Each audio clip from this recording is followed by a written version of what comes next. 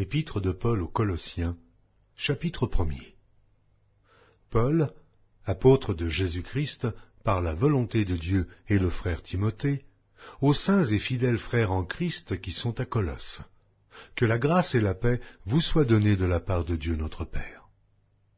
Nous rendons grâce à Dieu, le Père de notre Seigneur Jésus-Christ, et nous ne cessons de prier pour vous.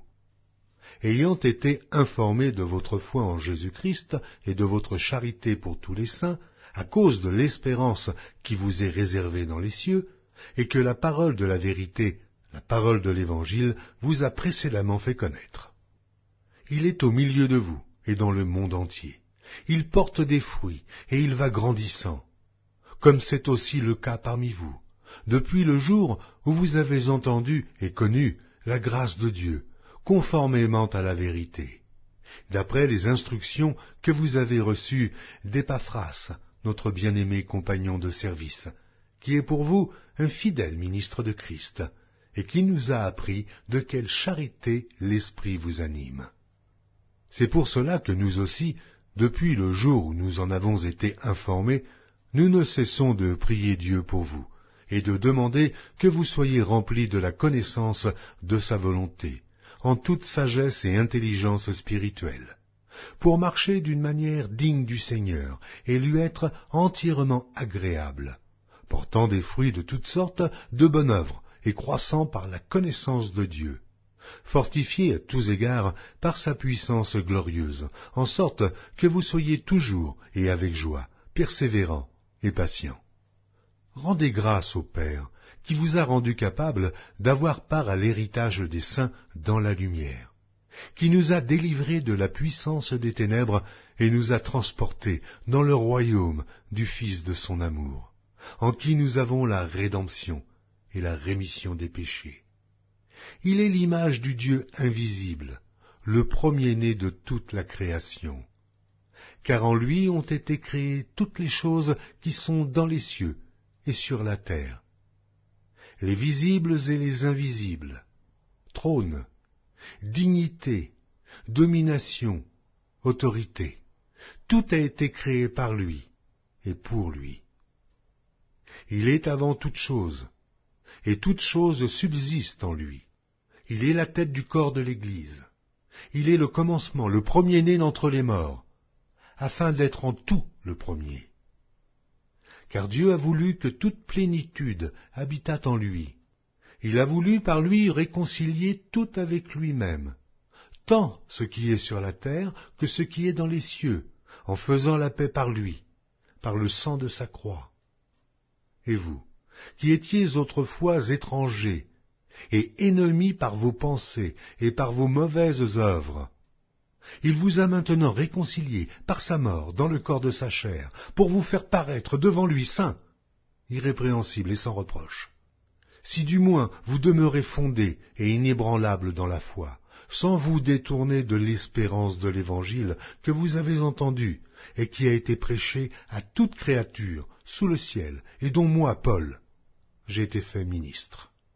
Je me réjouis maintenant dans mes souffrances pour vous. Et ce qui manque aux souffrances de Christ, je l'achève en ma chair, pour son corps, qui est l'Église. C'est d'elle que j'ai été fait ministre, selon la charge que Dieu m'a donnée auprès de vous, afin que j'annonçasse pleinement la parole de Dieu, le mystère caché de tout temps et dans tous les âges, mais révélé maintenant à ses saints, à qui Dieu a voulu faire connaître quelle est la glorieuse richesse de ce mystère parmi les païens, savoir Christ en vous, l'espérance de la gloire. C'est lui que nous annonçons, exhortant tout homme et instruisant tout homme en toute sagesse, afin de présenter à Dieu tout homme devenu parfait en Christ.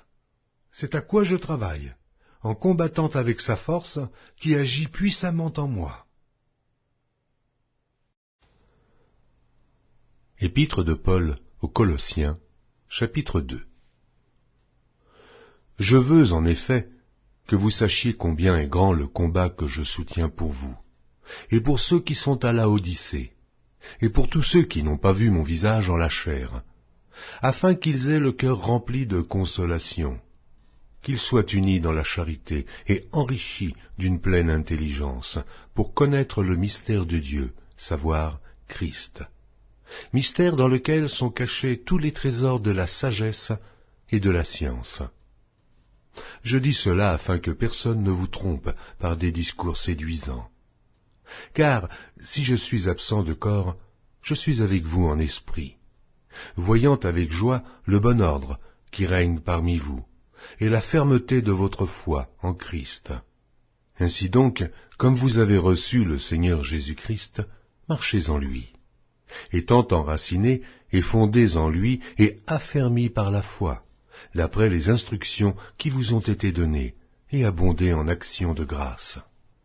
Prenez garde que personne ne fasse de vous sa proie par la philosophie et par une vaine tromperie, s'appuyant sur la tradition des hommes, sur les rudiments du monde, et non sur Christ.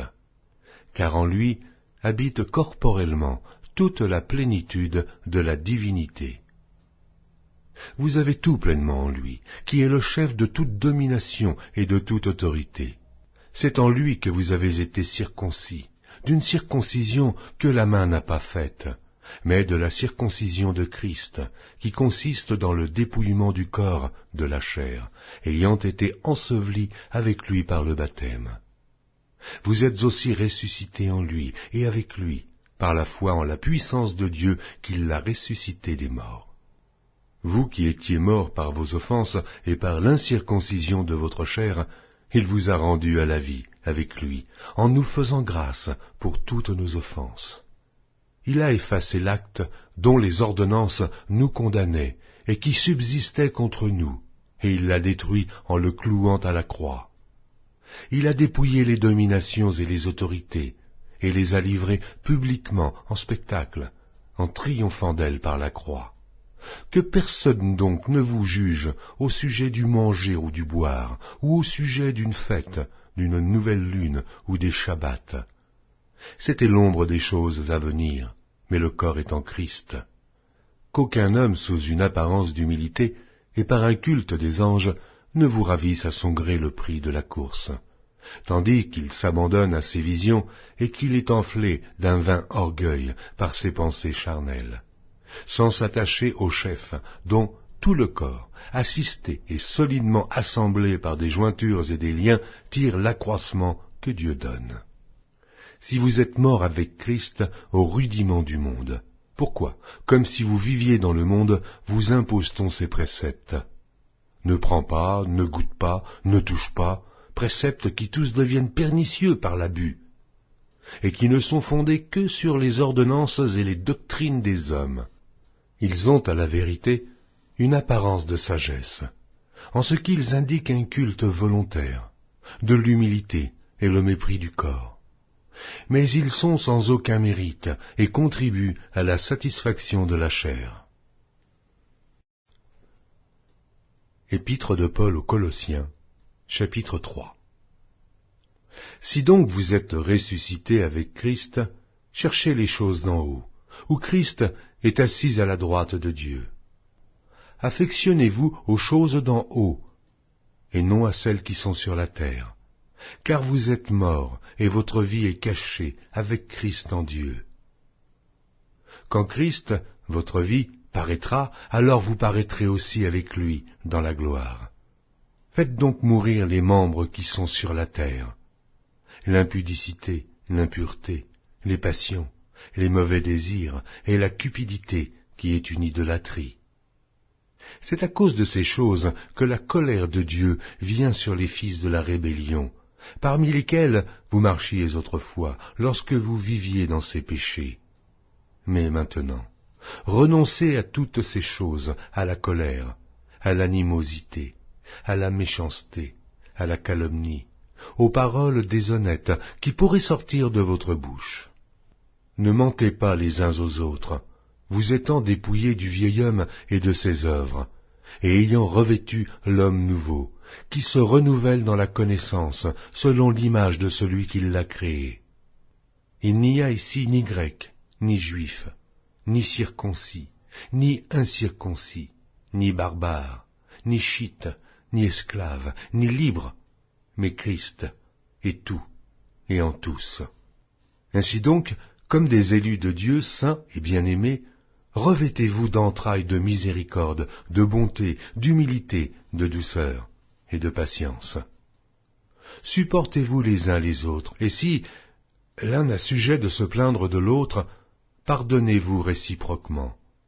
De même que Christ vous a pardonné, pardonnez-vous aussi. Mais par-dessus toutes ces choses, revêtez-vous de la charité, qui est le lien de la perfection. Et que la paix de Christ, à laquelle vous avez été appelés pour former un seul corps, règne dans vos cœurs, et soyez reconnaissants. Que la parole de Christ habite parmi vous abondamment. Instruisez-vous et exhortez-vous les uns les autres en toute sagesse, par des psaumes, par des hymnes, par des cantiques spirituels, chantant à Dieu dans vos cœurs sous l'inspiration de la grâce. Et quoi que vous fassiez en parole ou en œuvre, faites tout au nom du Seigneur Jésus, en rendant par lui des actions de grâce à Dieu le Père. Femmes, soyez soumises à vos maris comme il convient dans le Seigneur. Maris, aimez vos femmes, et ne vous aigrissez pas contre elles. Enfants, obéissez en toutes choses à vos parents, car cela est agréable dans le Seigneur. Pères, n'irritez pas vos enfants, de peur qu'ils ne se découragent. Serviteurs, obéissez en toutes choses à vos maîtres, selon la chair, non pas seulement sous leurs yeux, comme pour plaire aux hommes, mais avec simplicité de cœur, dans la crainte du Seigneur. Tout ce que vous faites, faites-le de bon cœur, comme pour le Seigneur, et non pour des hommes, sachant que vous recevrez du Seigneur l'héritage pour récompense. Servez Christ le Seigneur. Car celui qui agit injustement recevra selon son injustice. Il n'y a point d'acception de personne.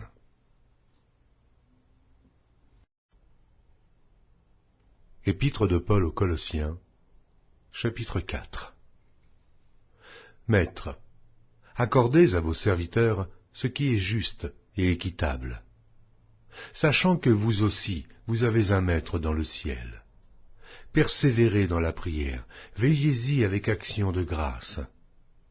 Priez en même temps pour nous, afin que Dieu nous ouvre une porte pour la parole, en sorte que je puisse annoncer le mystère de Christ pour lequel je suis dans les chaînes, et le faire connaître comme je dois en parler. Conduisez-vous avec sagesse envers ceux du dehors, et rachetez le temps. Que votre parole soit toujours accompagnée de grâce, assaisonnée de sel, afin que vous sachiez comment il faut répondre à chacun.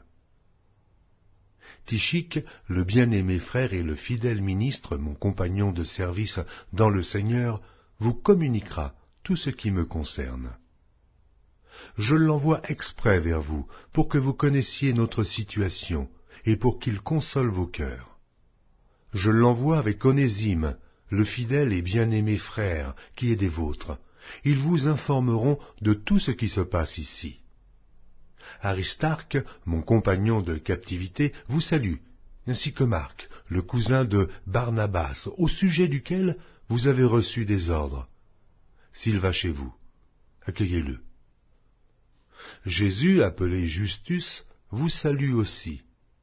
Ils sont du nombre des circoncis, et les seuls qui aient travaillé avec moi pour le royaume de Dieu, et qui aient été pour moi une consolation. Épaphras, qui est des vôtres, vous salue.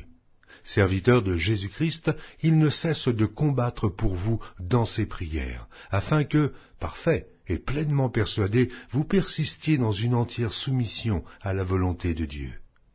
Car je lui rends le témoignage qu'il a une grande sollicitude pour vous, pour ceux de Laodicée et pour ceux d'Hiérapolis. Luc, le médecin bien-aimé, vous salue, ainsi que Démas. Saluez les frères qui sont à Laodicée, et Nymphas, et l'Église qui est dans sa maison. Lorsque cette lettre aura été lue chez vous, faites en sorte qu'elle soit aussi lue dans l'Église des Laodiciens, et que vous lisiez à votre tour celle qui vous arrivera de Laodicée. Et dites à Archippe, prends garde au ministère que tu as reçu dans le Seigneur, afin de le bien remplir. Je vous salue, moi, Paul, de ma propre main. Souvenez-vous de mes liens. et que la grâce soit avec vous.